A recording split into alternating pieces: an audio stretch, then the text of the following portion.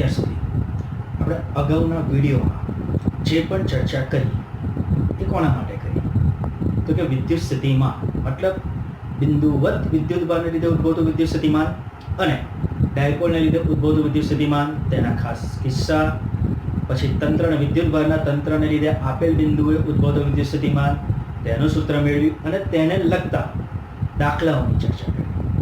હવે આજે આપણે સમસ્થિતિમાન પૃષ્ઠ અને વિદ્યુતભારના તંત્રને લીધે ઉદ્ભવતી સ્થિતિ ઉર્જા વિશેની ચર્ચા કરીશું. તો સૌથી પહેલા આપણો સવાલ શું? તો કે સમસ્થિતિમાન પૃષ્ઠ એટલે શું? તો કે સમસ્થિતિમાન પૃષ્ઠ એટલે શું? તો કે એક સમાન વિદ્યુત સ્થિતિમાન ધરાવતા બિંદુઓમાંથી પસાર થતું કાલ્પનિક પૃષ્ઠ. એક સમાન સ્થિતિમાન ધરાવતા બિંદુઓમાંથી પસાર થતું કાલ્પનિક પૃષ્ઠ મતલબ આ એક એવું પૃષ્ઠ છે તો કે તેના પ્રત્યેક બિંદુએ સ્થિતિમાનનું મૂલ્ય કેવું હશે? એક સમાન હશે. એટલે એક સમાન સ્થિતિમાન ધરાવતા બિંદુઓમાંથી પસાર થતું કાલ્પનિક પૃષ્ઠ, જેને શાના તરીકે ઓળખવામાં આવે છે? સમસ્થિતિમાન પૃષ્ઠ. તો આપણે બે સમસ્થિતિમાન પૃષ્ઠની ચર્ચા કરી. ઉદાહરણ તરીકે તો કે આપણે બિંદુવત વિદ્યુતભાર, તો કે આ બિંદુ છે, એ બિંદુ પર તો કે ધન વિદ્યુતભાર છે. તો ધન વિદ્યુતભારને લીધે ઉદ્ભવતું વિદ્યુત ક્ષેત્ર તો કે આપણને ખબર છે તો કે બહારની દિશામાં નીકળતું હશે. ધન વિદ્યુતભારને લીધે ઉદ્ભવતું વિદ્યુત ક્ષેત્ર તો કે બહારની તરફ હશે. તો એ બિંદુથી એને લીધે ઉદ્ભવતું વિદ્યુત સ્થિતિમાન તો કે V KQ/R. V KQ/R, જેમાં K તો કે અચળ, Q તો કે અચળ. તો આપણે લખી શકીએ V ચલે છે 1/R લખી શકાય. તો આ સૂત્ર પરથી આપણે કહી શકીએ કે વિદ્યુત સ્થિતિમાન અંતરના કેવા છે?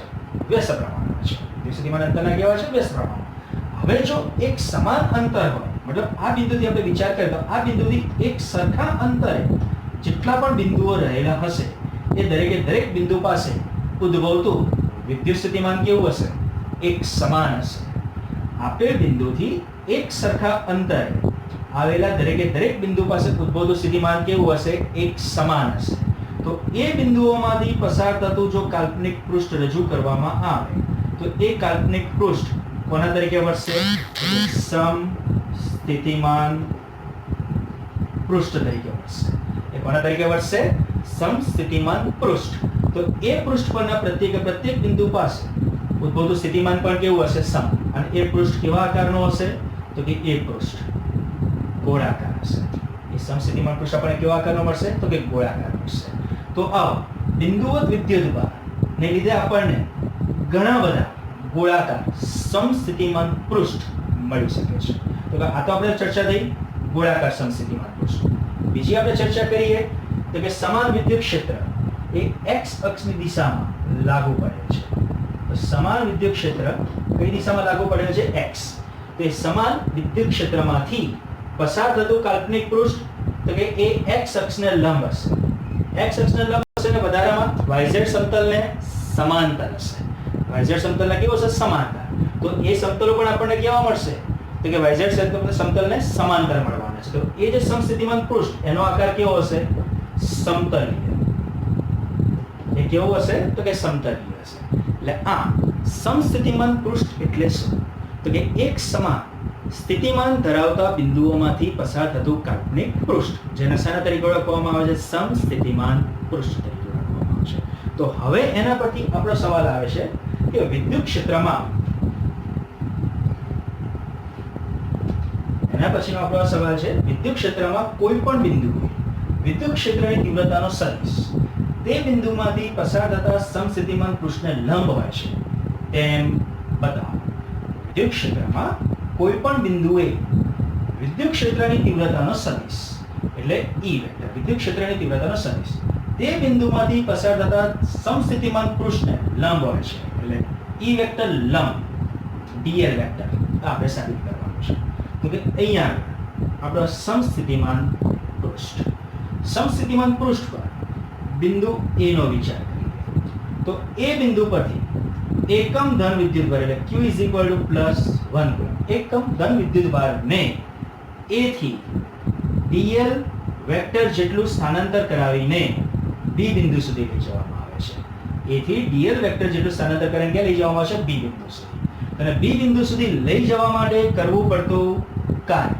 તો કરવું પડતું કાર્ય W = Q. ડેલ્ટા V લખી શકાય. પણ આપણે અહીંયા ચર્ચા કોની કરી છે? એકમ ધન વિદ્યુત. Q બરાબર શું છે? +1. તો Q બરાબર આપણે 1 મૂકી દઈએ. W = ડેલ્ટા V થઈ જાય. જે ડેલ્ટા V એટલે વિદ્યુત સ્થિતિમાનનો ફેરફાર. કયા બિંદુઓ વચ્ચે? તો કે A અને B વચ્ચે. આપણે લખો તો VA - VB લખી શકાય. W = VA - VB. પણ બંને બિંદુઓ છે ક્યાં? તો કે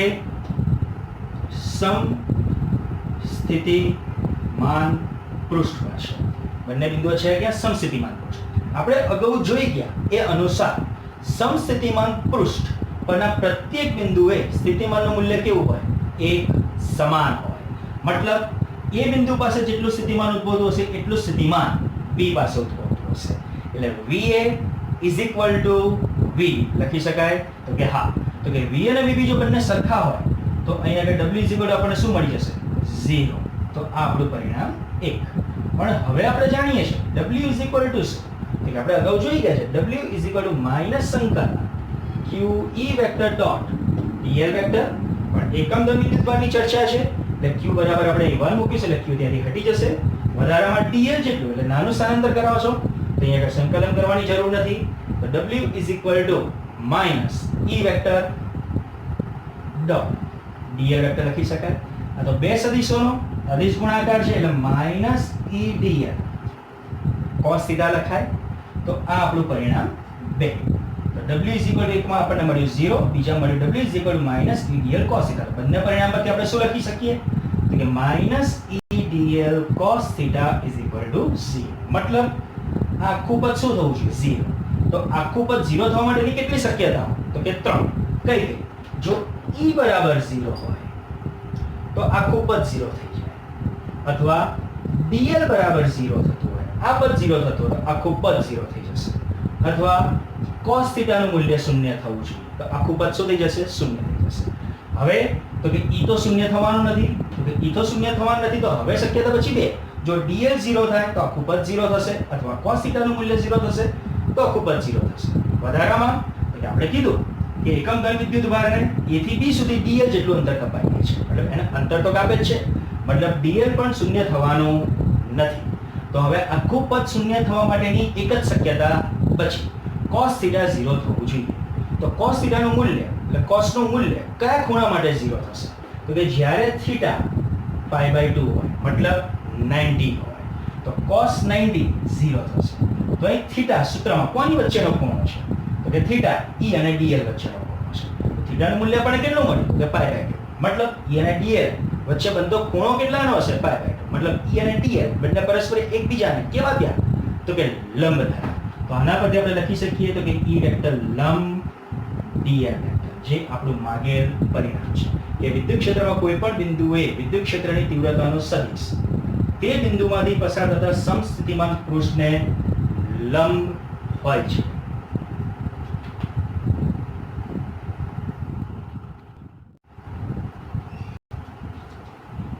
હવે સમસ્થિતિમાન પૃષ્ઠ પછી નો આપણો સવાલ શું છે? તો કે વિદ્યુત ક્ષેત્ર અને વિદ્યુત સ્થિતિમાન વચ્ચેનો સંબંધ સમજાવવાનો. કે વિદ્યુત ક્ષેત્ર અને વિદ્યુત સ્થિતિમાન વચ્ચે શું સંબંધ છે? તો અહીંયા આકૃતિમાં આપણે બે સમસ્થિતિમાન પૃષ્ઠને ધ્યાનમાં લઈએ. તો પહેલું સમસ્થિતિમાન પૃષ્ઠ અને અહીંયા બીજું સમસ્થિતિમાન પૃષ્ઠ. સપાટી A, સપાટી B. જ્યાં સપાટી A નું સ્થિતિમાન V જેટલું છે અને સપાટી B નું સ્થિતિમાન V પ્લસ ડેલ્ટા V જેટલું છે. જ્યાં ઉદ્ભવતું વિદ્યુત ક્ષેત્ર સપાટીને લંબ રૂપે કઈ તરફ નીકળી રહ્યું છે? તો કે બહારની તરફ જઈ રહ્યું છે. ઉદ્ભવતું વિદ્યુત ક્ષેત્ર સપાટીને લંબ રૂપે બહારની તરફ છે. હવે સપાટી B પર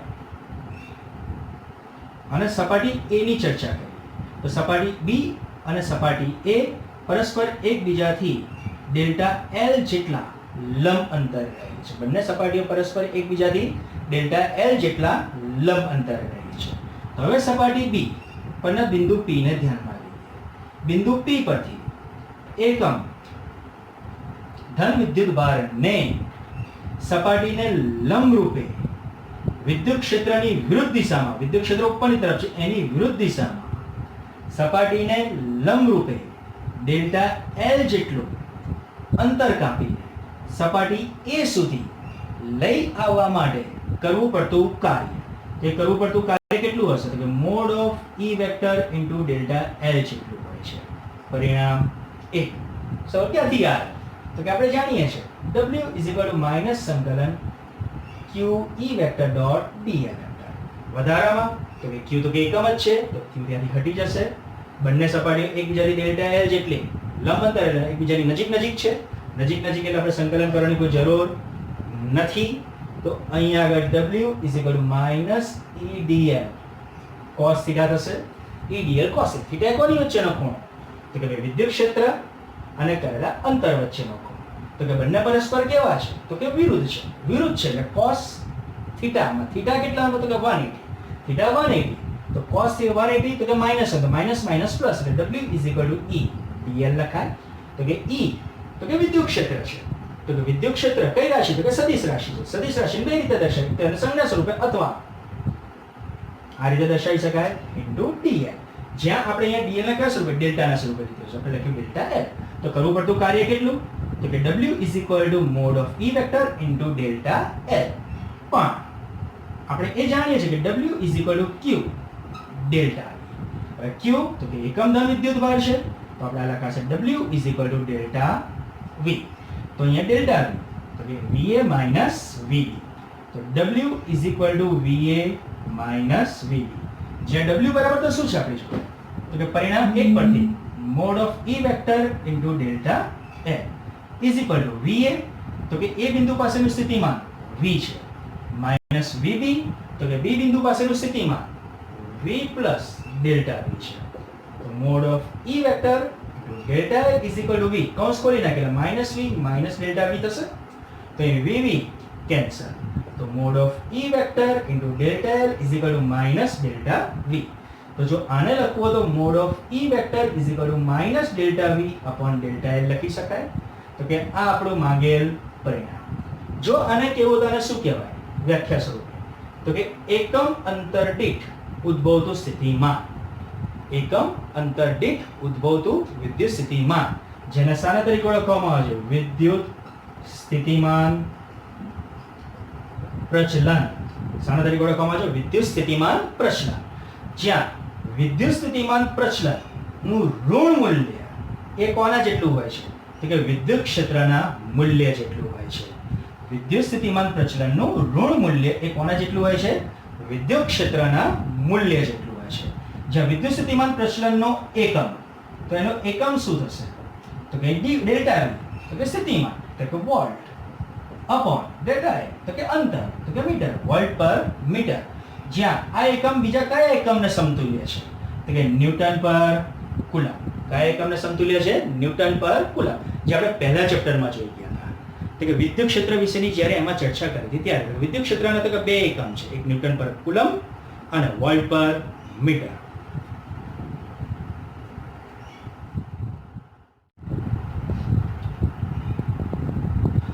હવે આપણો સવાલ છે તો કે બે વિદ્યુત ભારોના તંત્રને લીધે ઉદ્ભવતી સ્થિતિ ઊર્જાનું જરૂરી સૂત્ર મેળવો. ખાસ ધ્યાનથી સમજો. તો કે બે વિદ્યુત ભારોના તંત્રની સ્થિતિ ઊર્જા. તો આપણે યામક્ષ પદ્ધતિ x અક્ષ y અક્ષ, કાર્ટેશિયન યામક્ષ પદ્ધતિનું ઉગમ બિંદુ તો કે O. આપણે બે બિંદુઓનો વિચાર કરીએ, બિંદુ A, બિંદુ B, જેના ઉગમ બિંદુ O ને અનુલક્ષીને સ્થાન સદિશ r1 વેક્ટર અને r2 વેક્ટર છે. r1 વેક્ટર અને r2 વેક્ટર. વધારામાં તો કે બંને બિંદુઓ વચ્ચેનું અંતર r12 વેક્ટર છે. ક્લિયર? હવે બે વિદ્યુત ભારોની ચર્ચા કરીએ, વિદ્યુત ભાર Q1 અને વિદ્યુત ભાર Q2. બંને વિદ્યુત ભારો પ્રારંભમાં ક્યાં છે? તો કે અનંત અંતરે છે. બંને વિદ્યુત ભારો પ્રારંભમાં ક્યાં છે? તો કે અનંત અંતરે છે. વધારામાં એ બંને વિદ્યુત ભારો એકબીજાથી પણ અનંત અંતરે છે. હવે બંને વિદ્યુત ભારો એકબીજાથી અનંત અંતરે હોવાથી તે બંને વિદ્યુત ભારો વચ્ચે લાગતું વિદ્યુતીય બળ તો કે શૂન્ય થશે. કારણ કે આપણે જાણીએ છીએ કે F ચલે છે 1/r², જે પહેલા ચેપ્ટરમાં આપણે આવી ગયું હતું કે વિદ્યુતીય બળ એ અંતરના વર્ગના વ્યસ્ત પ્રમાણમાં છે. અંતર વધે તો બળ ઘટે. તો બંને વિદ્યુત ભારો એકબીજાથી ખૂબ જ અનંત અંતરે છે. અનંત અંતરે હોય તો તેમની વચ્ચે લાગતું વિદ્યુતીય બળ તો કે શૂન્ય છે. વધારામાં તો કે A અને B બિંદુઓનો આપણે જે પણ વિચાર કરીએ તો કે બંને બિંદુઓ પાસે વિદ્યુત ક્ષેત્ર પણ શૂન્ય છે. બંને બિંદુઓ પાસે વિદ્યુત ક્ષેત્ર શૂન્ય છે. તો હવે અનંત અંતરે રહેલા વિદ્યુત ભારને Q1 ને અનંત અંતરેથી આપણે A બિંદુ સુધી લાવવું છે. તો A બિંદુ સુધી આપણે લાવવું છે, પણ આ બિંદુ આગળ વિદ્યુત ક્ષેત્રનું મૂલ્ય તો કેવું છે? તો કે શૂન્ય છે. તો કે અનંત અંતરેથી Q1 વિદ્યુત ભારને A બિંદુ સુધી જો લઈ આવવામાં આવે તો એને A બિંદુ સુધી લઈ આવવા માટે કરવું પડતું કાર્ય તો કે કેટલું થવાનું છે? તો કે શૂન્ય થશે. તો કે જે આપણું થઈ જશે પરિણામ 1. એટલે Q1 વિદ્યુત ભાર ક્યાં આવી ગયો? તો કે અનંત અંતરેથી A બિંદુ સુધી આવી ગયો. તો અહીંયાથી જો Q1 આવી ગયો તો હવે Q1 ક્યાં પ્રસ્થાપિત થઈ ગયો? તો કે A બિંદુ પાસે પ્રસ્થાપિત થઈ ગયો. તો કે હવે Q1 ને લીધે તેની આસપાસના વિસ્તારમાં કે વિદ્યુત ક્ષેત્ર અને વિદ્યુત સ્થિતિમાન એમ બંને પ્રસ્થાપિત થશે. તો Q1 ને લીધે B બિંદુ પાસે ઉદ્ભવતું વિદ્યુત સ્થિતિમાન, Q1 ને લીધે B બિંદુ પાસે ઉદ્ભવતું વિદ્યુત સ્થિતિમાન કેટલું હશે? તો કે B બિંદુ પાસે ઉદ્ભવતું વિદ્યુત સ્થિતિમાન V of B. તો કે આપણે સૂત્ર જાણીએ છીએ V = kq/r. તો અહીં શું લખાશે? K કોને લીધે ઉદ્ભવ છે? Q1 ને લીધે, એટલે Q1/r એટલે તેમની વચ્ચેનું અંતર તો કે r12 લખાય. તો કે આટલું સ્થિતિમાન B બિંદુ પાસે ઉદ્ભવતું હશે. તો કે હવે Q2 વિદ્યુત ભારને અનંત અંતરેથી B બિંદુ સુધી લઈ આવવા માટે બાહ્ય બળ વડે કરવું પડતું કાર્ય W2 કેટલું હશે? આપણે જાણીએ છીએ W = QV. તો અહીંયા કેટલું થશે? W2 કોને લાવવો છે? તો કે Q2 ને. તો Q ની જગ્યાએ લખાશે Q2. ક્યાં લાવવો છે? તો કે B પાસે. તો ત્યાં લખાશે V. તો W2 શું થશે? Q2V. તો અહીં લખાશે Q2 અને VB કેટલું? તો કે kq1/r12. જ્યાં આપણે સેટ કરી નાખીએ kq1 q2/r12 W2. અથવા તમારે જો આને લખો તો આમ પણ લખી શકાય W2 = 1/4πε0 q1 q2/r12. પરિણામ 2. તો બંને વિદ્યુત ભારોને Q2 ક્યાં આવી ગયો? તો કે B સુધી આવી ગયો. બંને વિદ્યુત ભારોને અનંત અંતરેથી એ આપેલ બિંદુ સુધી લઈ આવવા માટે કરવું પડતું કુલ કાર્ય તો કે W = W1 + W2. જે W1 તો કે 0, તો કે 0 પ્લસ W2 તો કે 1/4πε0 q1 q2/r12. તો કુલ કાર્ય W = q1 q2/4πε0 r12. અને આ જે કરવું પડતું કાર્ય છે એ તેની અંદર સ્થિતિ ઊર્જા સ્વરૂપે સંગ્રહ પામશે. તેની જગ્યાએ શું લખવામાં આવશે? U. તો આપણું પદ શું થયું? U = 1/4πε0 q1 q2/r12, જે આપણું માંગેલ પરિણામ છે.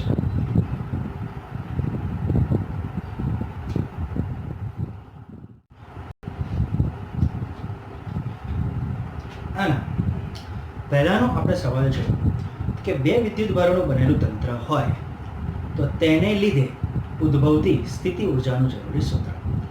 તો આપણે અનંત અંતરેથી કોઈ પણ વિદ્યુત ભારને આપેલ બિંદુ સુધી લાવીએ તો એને લઈ આવવા માટે બાહ્ય બળ વડે જે પણ કાર્ય કરવું પડે એ કાર્યનો તેની અંદર સ્થિતિ ઊર્જા સ્વરૂપે સંગ્રહ થશે.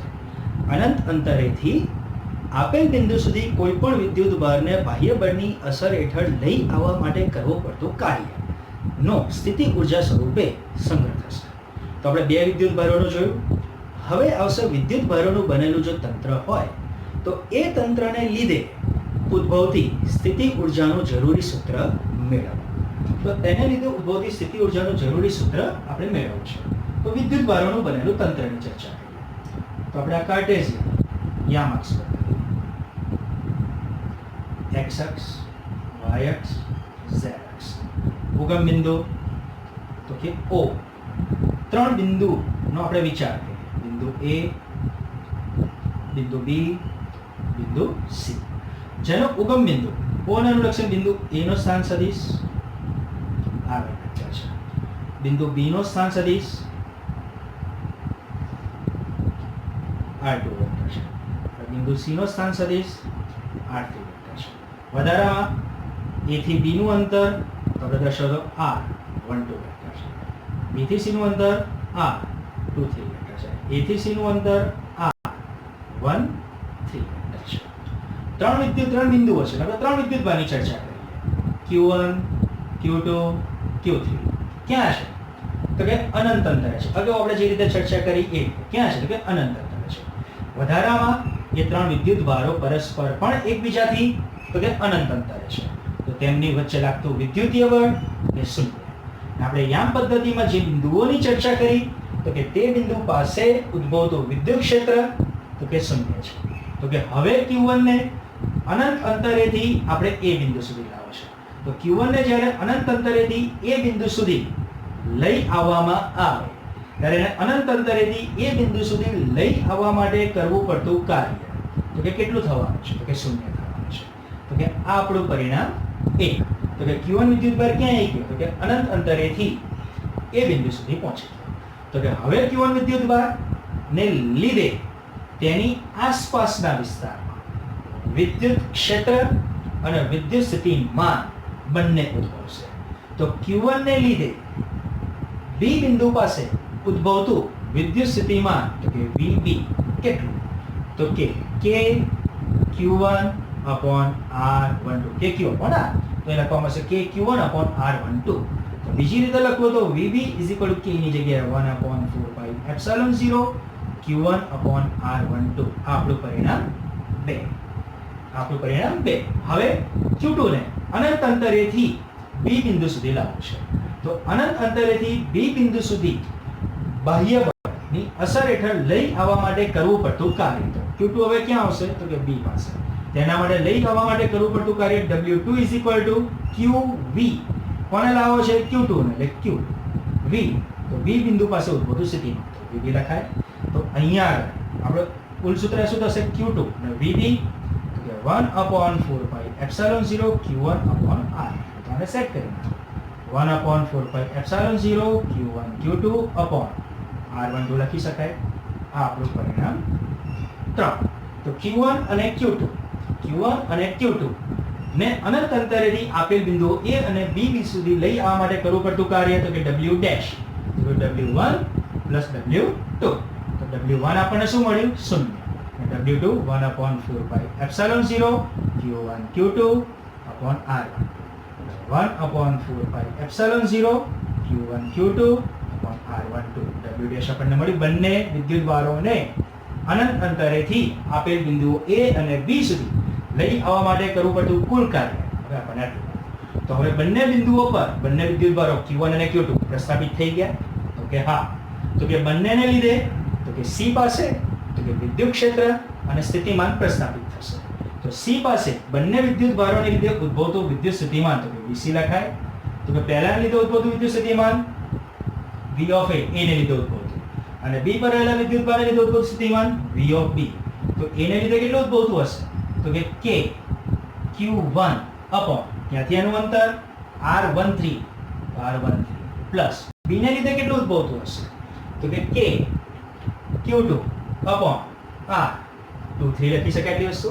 બીજી રીતે લખવું હોય તો 1 upon 4 pi epsilon 0 Q1 upon R13 plus 1 upon 4 pi epsilon 0 Q2 upon R23 લખાશે. આ આપણું પરિણામ 5.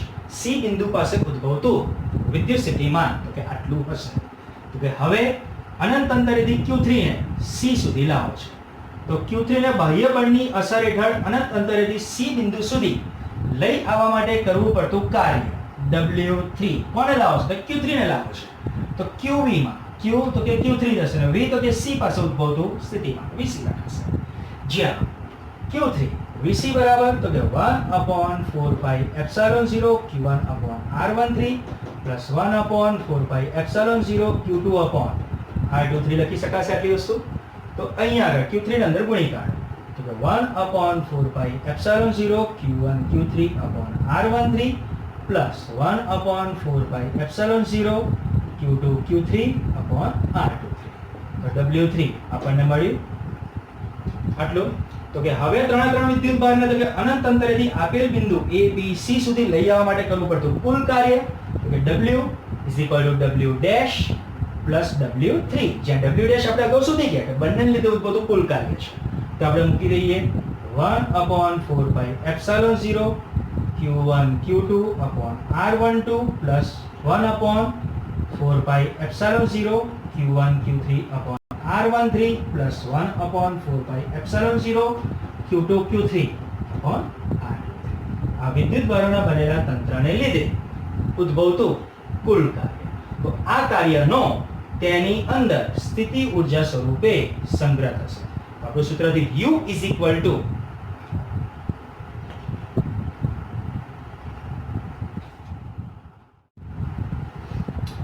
હવે પછીનો આપણો સવાલ છે નિયમિત બાહ્ય વિદ્યુત ક્ષેત્રમાં મૂકવામાં આવેલ ડાયપોલની સ્થિતિ ઊર્જાનું જરૂરી સૂત્ર મેળવો.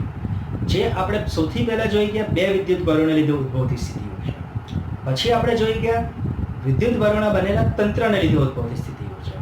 હવેની ચર્ચા છે નિયમિત વિદ્યુત ક્ષેત્રમાં જ્યારે ડાયપોલને મૂકવામાં આવે ત્યારે તેને લીધે ઉદ્ભવતી સ્થિતિ ઊર્જાનું જરૂરી સૂત્ર આપણે મેળવવાનું છે.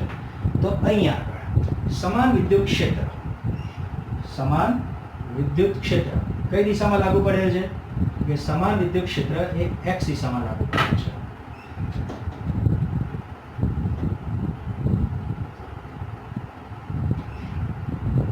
કે સમાન વિદ્યુત ક્ષેત્ર એ x દિશામાં લાગુ પડે છે, જ્યાં આપણે x અક્ષ ઉગમ બિંદુ તો આપણે કઈ અક્ષ y અક્ષ થઈ જશે, જ્યાં ડાયપોલ એ સમાન વિદ્યુત ક્ષેત્ર સાથે થીટા જેટલા કોણે રહેલી છે. ડાયપોલ એ સમાન વિદ્યુત ક્ષેત્ર સાથે થીટા જેટલા કોણે રહેલી છે. અહીં ડાયપોલ પરનો માઈનસ q વિદ્યુતભાર, અહીં ડાયપોલ પરનો પ્લસ q વિદ્યુતભાર.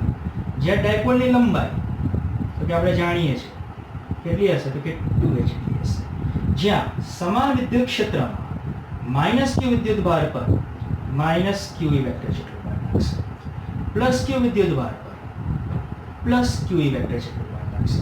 તો આપણે લખવું તો લખી શકાય તો કે માઈનસ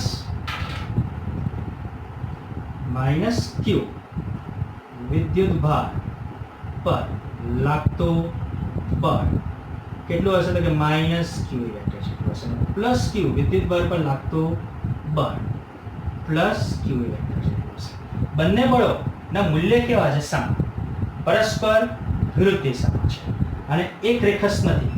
એટલે એ બંને બળો શાનું નિર્માણ કરશે કે બળ યુગ્મનું નિર્માણ કરશે.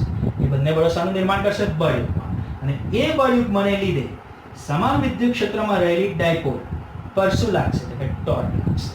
અને એ ટોર્ક કેટલું તો કે આપણે જાણીએ છીએ tau vector is equal to p vector cross e vector. તો tau is equal to pe sin theta લખી શકાય. આપણું પરિણામ એ tau is equal to pe sin theta. પ્રારંભમાં તો કે આપણે એવું વિચારીએ કે પ્રારંભમાં ડાયપોલે વિદ્યુત ક્ષેત્ર સાથે કેટલાનો ખૂણો બનાવેલો છે તો કે θ 0. અને હવે એને કયા ખૂણે લાવવામાં આવ્યો છે? થીટા. તો અહીંયા આગળ એ જે ટોર્ક લાગે છે એ ટોર્કની અસર હેઠળ ડાયપોલ એ વિદ્યુત ક્ષેત્રમાં શું કરશે તો કે ચાક ગતિ એટલે ભ્રમણ કરશે. તો ભ્રમણ દરમિયાન એને કરેલું અંદર એટલે ખૂણો કેટલાનો હશે? Delta theta is equal two theta minus theta 0. Delta theta is equal two theta minus theta 0. મતલબ તમારે એને ક્યાં લઈ જવો છે? થીટા 0 જેટલા કોણથી થીટા જેટલા કોણે લઈ જવો છે. તો એના માટે શું થશે તો કે કાર્ય થશે તો થતું સૂક્ષ્મ કાર્ય delta w is equal two tau delta theta લખાય. ક્યાંથી આવે તો આપણે 11મા ધોરણમાં જોઈ ગયા થતું કાર્ય w is equal two f. જે કોના માટે કે રેખીય ગતિ કરતો પદાર્થ હતો એના માટે તો કે જેવું બળ જવાબદાર છે તે ચાક ગતિ કરતો પદાર્થ હોય તો એના માટે કોણ જવાબદાર હશે? કે ટોર્ક જવાબદાર હશે. તો એ વખતે અહીં સૂત્રમાં લખાય w is equal two f ની જગ્યાએ ટાઉ અને d ની જગ્યાએ લખવામાં આવશે થીટા. તો આપણું આ સૂત્ર થયું delta w is equal two tau into delta theta.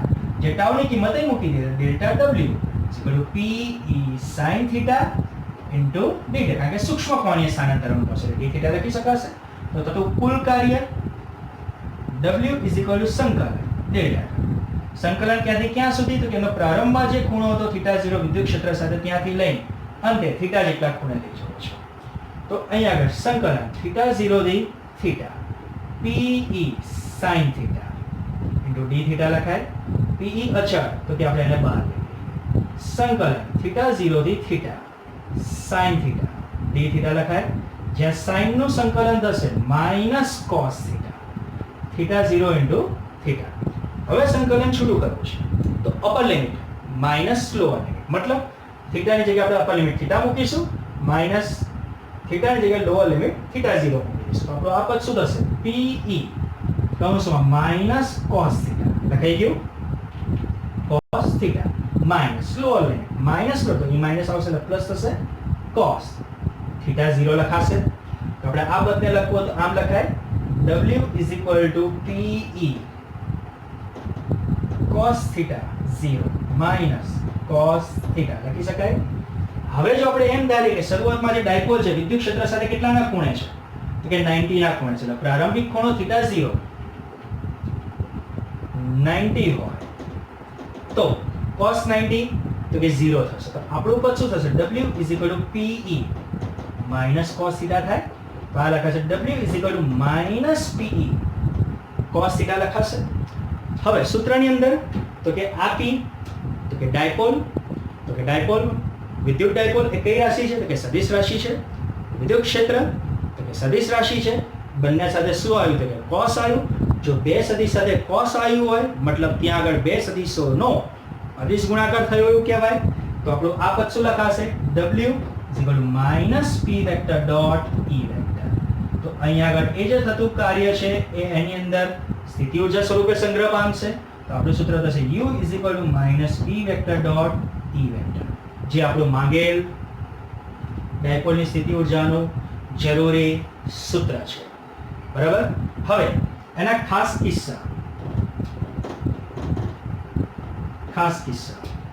કિસ્સામાં પહેલો કિસ્સો, જો ડાયપોલ એ વિદ્યુત ક્ષેત્રને સમાંતર ગોઠવાઈ જાય, જો ડાયપોલ એ વિદ્યુત ક્ષેત્રને સમાંતર ગોઠવાઈ જાય તો બનતો ખૂણો તો કે થીટા તો કે 0 થશે.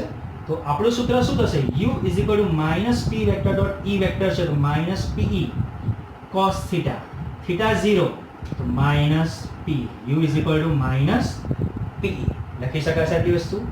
બીજું, જો ડાયપોલ વિદ્યુત ક્ષેત્રને પ્રતિ સમાંતર ગોઠવાઈ જાય તો અહીંયા આગળ થીટા કેટલા? તો કે 180. તો U = -PE cos 180 લખાય. cos 180 તો કે -1 તો અહીં માઈનસ માઈનસ પ્લસ તો U = આપણું પદ થશે PE થશે. અને જો ડાયપોલ એ વિદ્યુત ક્ષેત્રને લંબ ગોઠવાય તો બનતો ખૂણો થીટા π/2 નો થશે. તો અહીંયા આગળ U = -PE cos π/2 એટલે 90. cos 90 0. તો એ વખતે ડાયપોલમાં ઉદ્ભવતી સ્થિતિ ઊર્જા કેટલી હશે? તો કે 0 હશે.